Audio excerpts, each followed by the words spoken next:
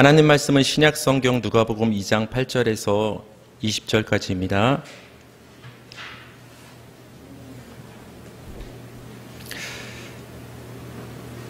교독하겠습니다. 그 지역의 목자들이 밤에 밖에서 자기 양떼를 지키더니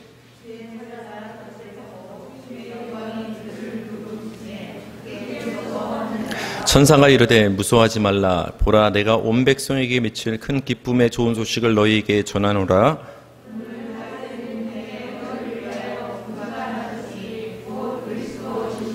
너희가 가서 강보에 쌓여 구유에 뉘어 있는 아기를 보리니 이것이 너희에게 표적이니라 하더니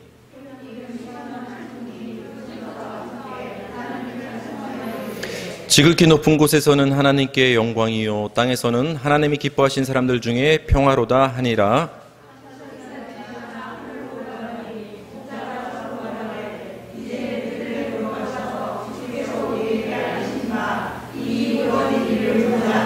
빨리 가서 마리아와 요셉과 구유에 누인 아기를 찾아서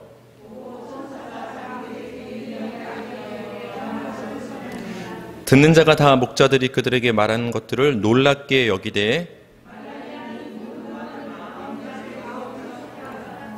목자들은 자기들에게 이르던 바와 같이 듣고 본 그 모든 것으로 인하여 하나님께 영광을 돌리고 찬송하며 돌아가니라. 아멘. 오늘 하나님 말씀의 제목은 성탄의 복음을 나누는 교회, 성탄의 복음을 나누는 교회란 제목으로 하나님 말씀 전하겠습니다. 양을 치던 목자들에게 천사가 나타났죠. 무서워하는 목자들에게 천사는 무서워하지 말라고 말하면서 온 백성에게 미칠 큰 기쁨의 소식을 전해 주었죠. 큰 기쁨의 좋은 소식을 쉬운 말로 말하면 뭐라고 말할 수 있겠죠? 복음인 것이죠. 그러니까 천사가 지금 목자들에게 나타나서 기쁜 큰 소식, 복음을 전해 주는 것입니다. 그렇다면 목자들에게 천사가 전해 주었던 그 복음의 핵심은 무엇인지 우리가 알 필요가 있죠. 오늘 본문인데요. 누가복음 2장 10절에서 11절 제가 읽어드릴게요. 천사가 이르되 무서워하지 말라. 보라, 내가 온 백성에게 미칠 큰 기쁨의 좋은 소식을 너희에게 전하노라. 그 복음은 무엇이냐? 11절. 오늘 다윗의 동네에 너희를 위하여 구주가 나셨으니 곧 그리스도 주시니라. 우리를 위하여 예수 그리스도가 이 땅에 성탄하신 것이 바로 복음이라고 천사가 목자들에게 이야기를 해주고 있는 것입니다. 여러분, 아픈 자에게는 어떤 것이 기쁜 소식일까요? 낫는 것이 기쁜 소식이죠. 그래서 아픈 자에게는, 병자에게는 그 치유가 복음이 되는 것입니다. 가난한 자에게는 물질이 복음이 되는 것입니다. 배고픈 자에게는 그들의 허기를 채워주시는 음식이 기쁜 소식, 복음이 될 수가 있습니다. 자녀가 없는 자에게는 자녀가 복이 되는 것이죠. 그렇다면 여러분, 죄인에게는 무엇이 복일까요? 어떤 소식을 들을 때 죄인에게 가장 큰 기쁨으로 다가올 수가 있을까요? 그 죄를 사함받는다는 죄사함의 소식, 죄사함이 복음이 되는 거예요. 우리 모든 인간은 죄인이라고 했죠. 그렇기 때문에 모든 인간에게 큰 기쁨으로 공통적으로 다가오는 큰 소식은 뭐냐? 예수 그리스도께서 우리의 죄를 사해 주시기 위해 이 땅에 구주로 오셨다, 성탄하셨다. 이것이 바로 우리 모든 인간에게 주어진 참된 복음이 된다는 것입니다. 예수 성탄이 곧 복음이 됩니다. 천사가 목자들에게 예수 탄생의 성탄의 복음을 전하자 갑자기 수많은 천군 천사가 나타나서 하나님을 찬송했습니다. 그 찬송의 가사를 우리는 볼 필요가 있죠. 누가복음 2장 13, 14절 오늘 본문인데요. 제가 13절 읽고 여러분이 14절만 읽어주세요. 호련히 수많은 천군이 그 천사들과 함께 하나님을 찬송하여 이르되 14절 시작.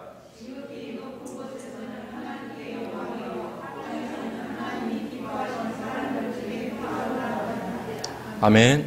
여기 플래카드에도 이렇게 이 문구가 써 있죠.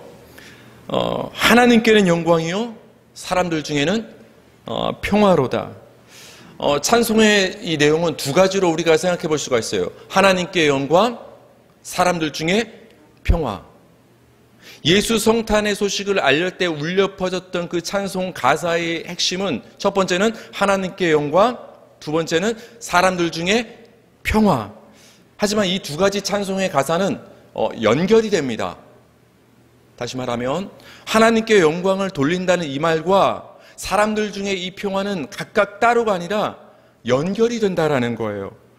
먼저 사람들 중에 이 평화라는 말은 우리말 번역이 조금 이렇게 헷갈릴 수가 있어요. 사람들 중에 평화다 이러니까 마치 불화가 있는 사람들 사이에서 어떤 평화가 임하는 것, 어떤 세상적인 평화, 인간적인 평화를 우리는 떠올릴 수가 있는데요.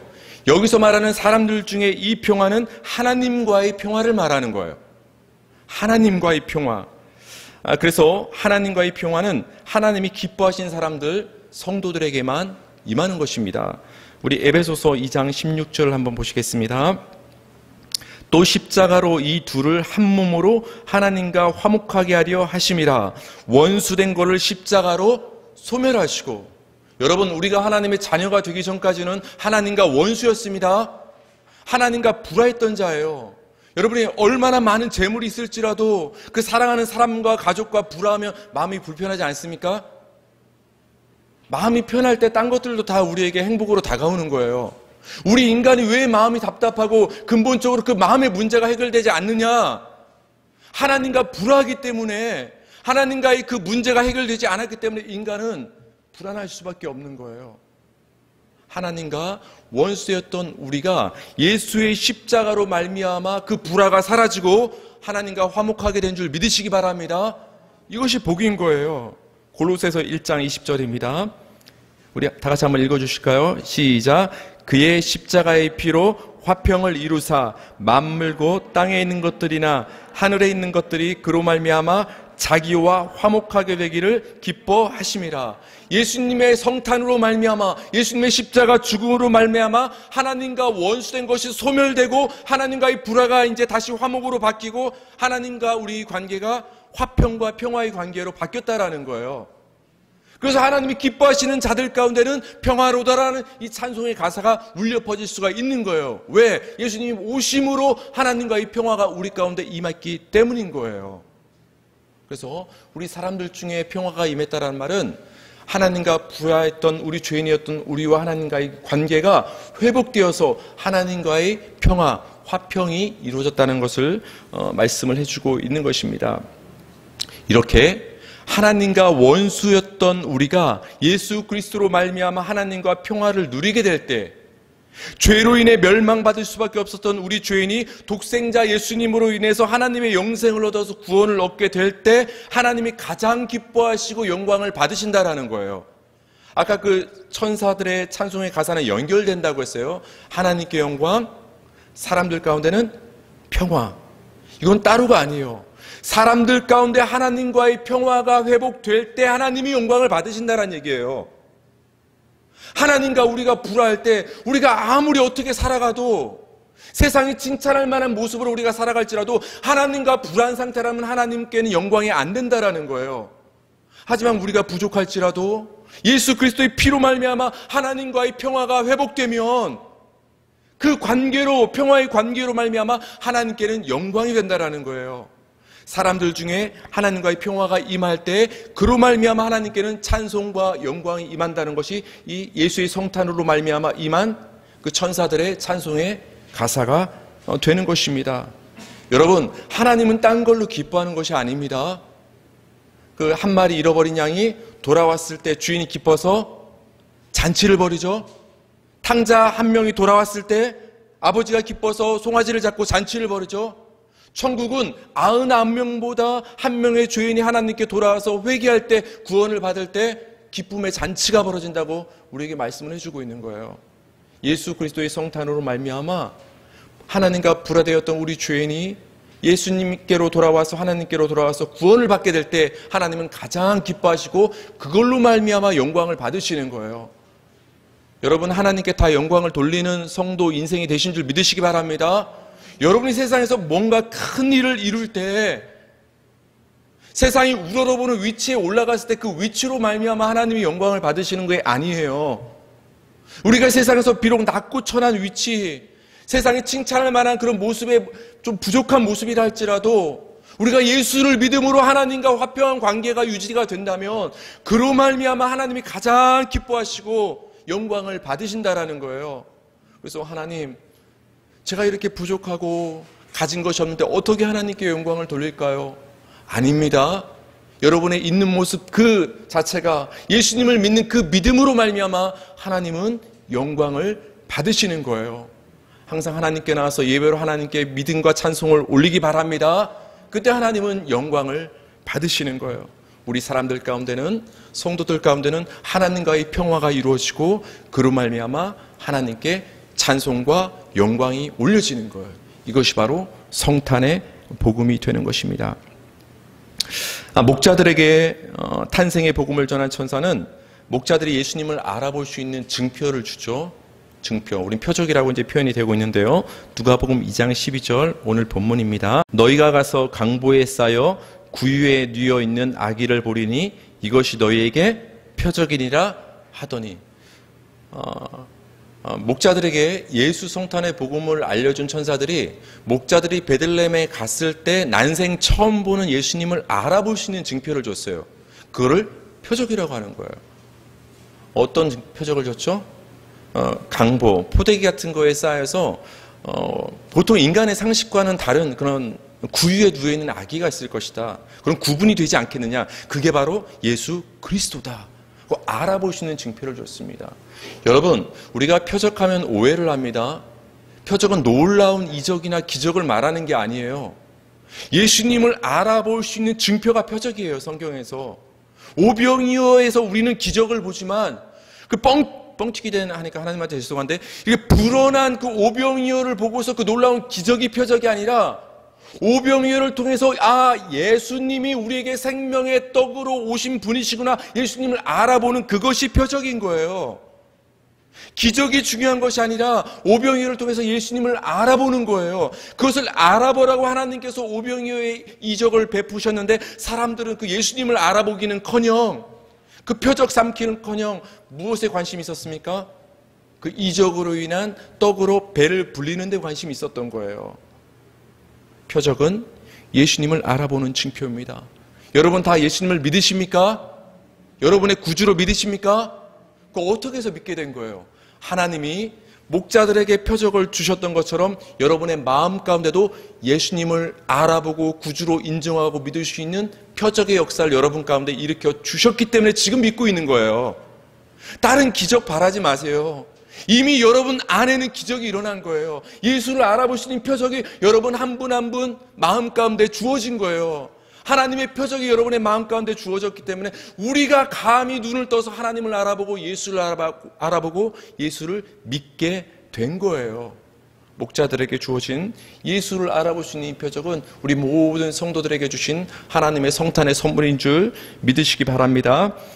천사들이 이제 하늘로 떠나서 올라갔죠. 그래서 천사들에게 표적을 받은 이 목자들은 빨리 바로 베들레헴으로 달려갑니다. 그래서 이제 그 표적대로 구유에 누인 아기를 찾겠죠. 찾게 됩니다. 누가복음 2장 15절, 16절 한번 볼까요? 여러분이 15절을 한번 읽어주세요. 15절 시작.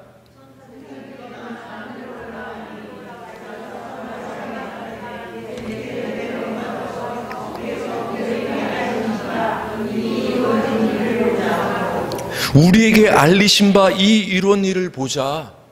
예수에 관한 그 표적을 한번 확인하러 가보자. 여러분이 지금 이 자리에 성탄 예배 보러 나온 것은 딴 거를 얻기 위해 나온 것이 아니라 여러분이 믿는 바 그 예수에 대해서 확증받고 그 예수에 대한 믿음을 확신하기 위해서 이 자리에 나오는 거예요. 내가 믿고 있는 그 예수님, 내가 알고 있는 그 아버지 하나님에게 관한 것을 이 선포되는 말씀을 통해서 내가 알고 있는 바와 이 선포되는 말씀을 한번 들어보자. 확인하러 이 자리에 나온 거예요. 목자들이 베들레헴으로 달려갔던 것처럼 갔을 때 확인을 하게 되죠. 16절 보니까 빨리 가서 마리아와 요셉과 구유에 누인 아기를 찾아서, 표적을 받은 자들은 예수님을 찾게 되어 있습니다. 여러분에게 예수의 표적이 주어졌기 때문에 예수님께 나온 줄 믿으시기 바랍니다. 목자들이 예수님을 알아봤습니다. 그래서 베들레헴 구유에 누인 아기 예수님을 만나게 된 목자들은 자신들이 천사들로부터 예수님에 대해 들은 바를 전달을 해줬습니다. 목자들의 이 얘기를 들은 사람들은 깜짝 놀랐어요. 이상하게 생각했어요. 저게 도대체 무슨 얘기지? 저런 일이 있을 수 있을까? 이때 목자의 말을 들은 사람들 중에서 한 사람의 반응에 우리는 주목할 필요가 있습니다. 그 사람은 마리아인데요. 바로 우리 성도의 모습이 되는 거예요. 누가복음 2장 19절입니다. 시작. 마리아는 이 모든 말을 마음에 새기어 생각하니라. 목자들이 전해주는 그 이야기를 듣고서 사람들은 놀라서 이게 무슨 일이지 의아해하고 이상하게 생각하는데, 마리아만은 그 목자들이 전해주는 그 말씀 얘기를 마음에 새기고 생각한다라는 거예요. 여기서 생각한다는 것은 깊이 상고한다라는 거예요. 마음에 새긴다, 이 말은 무슨 뜻이냐면은 보물처럼 깊이 간직한다라는 거예요. 여러분 집에 보물 하나씩 다 있죠? 그렇게 남들이 보이는 데 놔둬요? 아니면 이렇게 장롱 열어서 이불 사이에 꼽을 쳐놓죠? 보물은 깊이 안 보이는 데 꼽을 쳐놓는 겁니다. 보물이니까, 나만 봐야 되니까. 여기서 마음에 새기어 생각한다, 새긴다, 이 말은 목자들이 전해준 그 말을 보물처럼 귀히 여겨서 내 마음속에 간직한다라는 거예요. 귀히 여겨서 마음에 간직한다. 마리아는 목자들의 그 전해준 말을 허투루 듣지 않고 깊이 귀히 여겨서 마음속에 간직을 하게 됩니다. 여러분 생각을 해봅시다. 왜 다른 사람들과 달리 마리아는 목자들이 전해준 이 말을 깊이 마음속에 보물처럼 간직을 했을까요? 왜 깊이 생각을 했을까요? 마리아는 경험이 있기 때문입니다. 누가복음 1장 38절입니다. 시작. 마리아가 이르되 주의 여종이오니 말씀대로 내게 이루어지이다 하매 천사가 떠나가리라. 이 예수님을 출생하기 이전에, 예수님을 잉태하기 이전에 천사가 나타나서 마리아에게 이미 얘기해 준 거예요. 하나님의 능력이 너에게 임하면, 성령이 너를 덮으면 너가 비록 처녀의 몸이지만 하나님의 능력으로 예수를 잉태하게 될 것이다라는 그 천사의 말을 마리아는 들은 적이 있는 거예요. 천사로부터 예수 성탄의 복음을 이미 마리아는 들었기 때문에 자신과 마찬가지로 천사들로부터 예수 성탄의 복음을 듣고 와서 그 소식을 전해준 목자들의 말이 이제 마음속에 심겨지는 거예요. 내가 들었던 그 복음을 이 목자들도 전해주고 있네. 내가 그 옛날 그 천사들에게 들은 그 성탄의 복음이 헛것이 아니었구나. 하나님이 여러 사람을 통해서 그 복음을 확증해 주시는구나. 마리아는 그 복음을 들은 자이기 때문에 마리아, 이 목자들의 이 복음을 들었을 때 그 말씀을 마음속에 깊이 간직하며 생각을 할 수 있었던 것입니다. 누가복음 2장 20절입니다. 누가복음 2장 20절 시작. 목자들은 자기들에게 이르던 바와 같이 듣고 본 그 모든 것으로 인하여 하나님께 영광을 돌리고 찬송하며 돌아가니라. 우리가 들에서 양을 칠 때 그 목자들이 전해준 그 표적, 구유의 아기가 있을 텐데 그것이 구주라는 그 말씀, 천사가 들어준 얘기, 당장 듣기에는 조금 비상식적이고 말이 안 되는 이야기 같았지만 정말로 지금 와보니까 천사들이 전해준 대로 그 성탄의 복음대로 예수님이 우리를 위해서, 아니 나를 위해서 오셨구나를 확인한 거예요.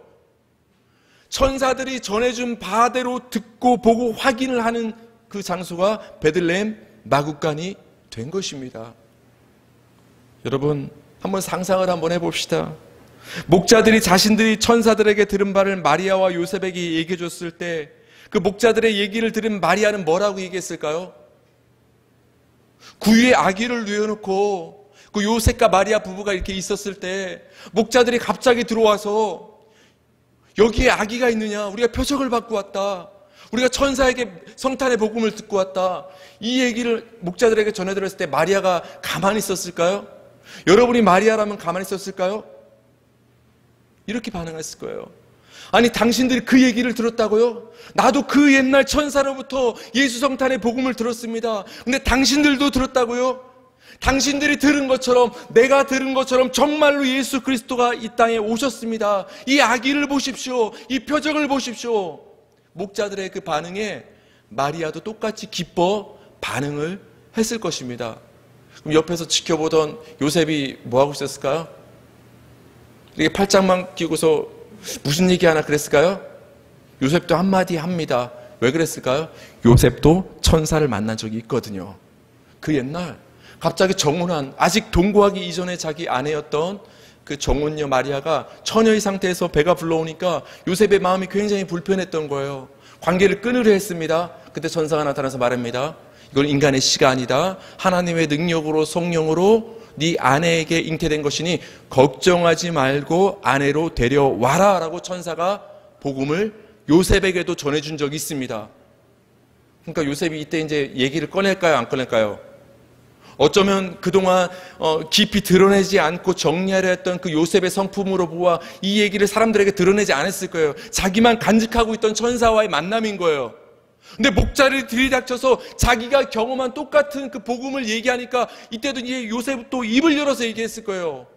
목자님들, 목동들이요, 사실은 나도 그 옛날에 천사를 만났었습니다.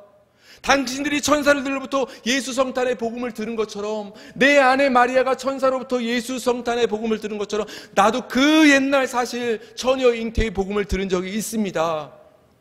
갑자기 붕해가 열리는 거예요. 어디에서? 마구간에서. 목자들이 자신들이 만난 예수님을 얘기하고, 마리아가 내가 만난 예수님을 얘기하고, 요셉도 내가 만난 예수님을 얘기하고, 예수의 복음이, 성탄의 복음이 마구간 구유 앞에서, 예수님 앞에서 지금 선포가 되고 있는 것입니다. 서로의 믿음을 확증하는 시간이 되는 거예요. 아, 내가 믿는 믿음이, 내가 받은 이 믿음과 은혜가 거짓이 아니구나. 하나님이 이렇게 동일하게 역사해서 내가 받은 믿음이 진실한 것임을, 사실임을 확인시켜 주시는구나. 그 믿음의 확신의 장소가 마구간이 된 것입니다. 여러분, 이렇게 예수 성탄의 복음을 받은 자들이 모여서 자신들이 받은 예수 복음을 나누는 곳이 바로 교회인 거예요. 교회는 인간의 조직이 아닙니다. 인간이 만들고자 해서 만들어지는 것이 교회가 아닙니다. 하나님께 표적을 받은 자들이, 하나님께 성탄의 복음을 받은 자들이 모여서 내가 받은 그 예수에 관해서 선포하고 나누는 곳이 교회가 되는 거예요. 그래서 교회는 하나님이 세우시는 것입니다. 하나님이 세우시는 거예요.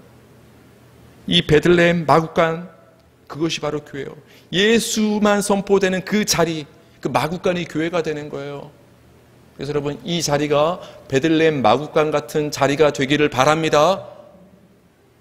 다른 인간적인 얘기, 세상의 저세술, 세상의 복이 이야기되고 선포되는 곳이 아니라 오직 내가 만난 예수만 얘기되고 우리가 만난 그 예수만 확증되고 선포되는 귀한 자리가 되길 바랍니다.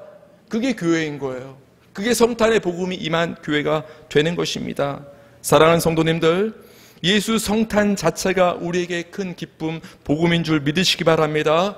복음은 딴 것이 아니라 죄로 인해 멸망받을 수밖에 없었던 우리가 그 예수 그리스도를 믿음으로 영생을 얻어 구원을 얻게 된 것이 복음입니다. 예수님은 여러분을 위해서 이 땅에 성탄하셨습니다. 예수님은 그 옛날 저 먼 유대 땅에 오신 것이 아니라 바로 지금 여러분 마음속에 성탄하신 줄 믿으시기 바랍니다. 예수님의 복음만이 선포되고 그 예수 복음이 여러분의 마음 가운데 그 세상 어떤 것보다 귀한 값진 보물로 새겨지고 간직되는 역사가 일어나길 바랍니다. 성탄의 생명의 은혜가 여러분과 여러분의 사랑하는 모든 가족들 가운데도 임하길 주님의 이름으로 간절히 축원하며 말씀을 마치겠습니다. 이 시간 우리 성탄의 은혜가 우리 사랑하는 가족과 이웃들 가운데도 임하길 바라며 합심해서 마음속으로 기도하시겠습니다.